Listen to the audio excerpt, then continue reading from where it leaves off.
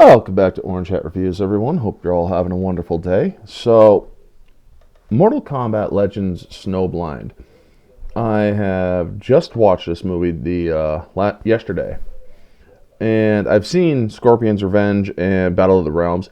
This one is a good Elseworlds, where Battle of the Realms is basically a kind of rehashing of the old tale, and Scorpion's Revenge is a kind of a rehash, but also with a small twist. This one is a complete Elseworlds, and I really do like it.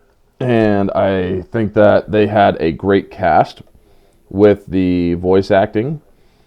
David Daisy Wenham as Kano, man. Honestly, I would have never guessed that that was him until I saw the cast after or during the credits. But it's like, holy freaking crap. So this movie, or this review, will have some spoilers. It will delve into a little bit of action here and there. But I do want to say right off, I liked how the story played out. It told the story of Kenshi, one of the characters that I kind of found interest in the waning days of the older Mortal Kombat universe, where it ended with Armageddon. I always wondered who was this Kenshi character because I hadn't followed Mortal Kombat for a time, and then I found Armageddon and I started playing it, and it's like, interesting. But yeah, I do like how his character is blind from his eyes being seared by by a well of souls that Shang Tsung uses, but he's able to. Or there's a sword that calls out to him, and the sword's name is Sento and whatnot. I thought that was pretty interesting, and I really do like kind of like a Daredevil kind of vision that he has, not sonar, so to speak, but it comes across as that, and they make good use of it in this movie. They make very good use of it in this movie. And I really do like how this Elseworld is basically, it's a wasteland. It's like one of the realms, or the wasteland realm, but not Earth realm. And Kano rules it. He's older. He's cybernetic, but you wonder how did it turn out like this, you know?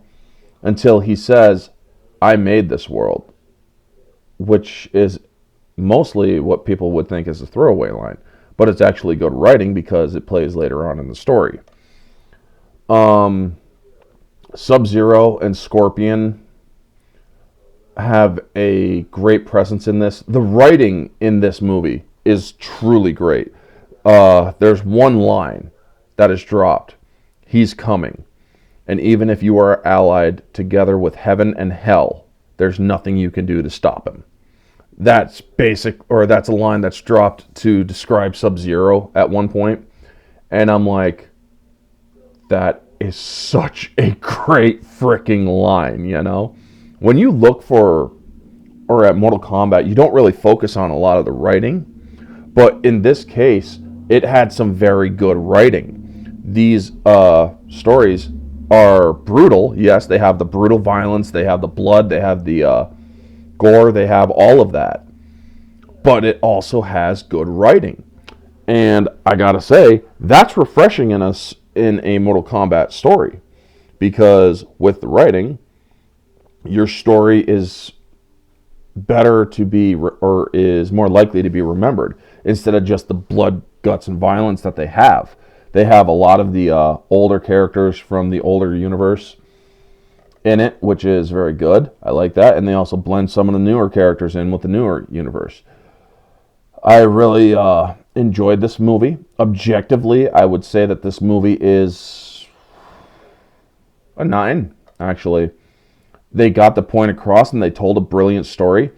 There is a there is a set in the later of the film that has a more of a 3D blend I really don't like those when you're doing a 2D story, which is an anime or a cartoon or whatever, because it really can play havoc. It doesn't show a lot of good interaction, so it really does have a hard time blending it very well, and that shows in this. I mean, for some of it, it blends very well, but scaling wise of character size and whatnot, you will see some of the flaws a little bit.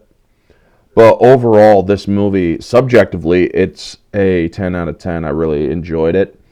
Moviegoer, it's a 10 out of 10, especially if you're a Mortal Kombat fan. This movie has the gore factor. It has the blood, guts, mayhem, violence, and it even has a language and whatnot. This movie is definitely one to watch if you are a Mortal Kombat fan. It really tells a decent story, a good Elseworlds, as I call it, kind of like DC's Elseworlds. So yeah, that's my review for Mortal Kombat Legends Snowblind. I don't want to get too much into spoilers because I want you all to check it out for yourselves and tell me what you think.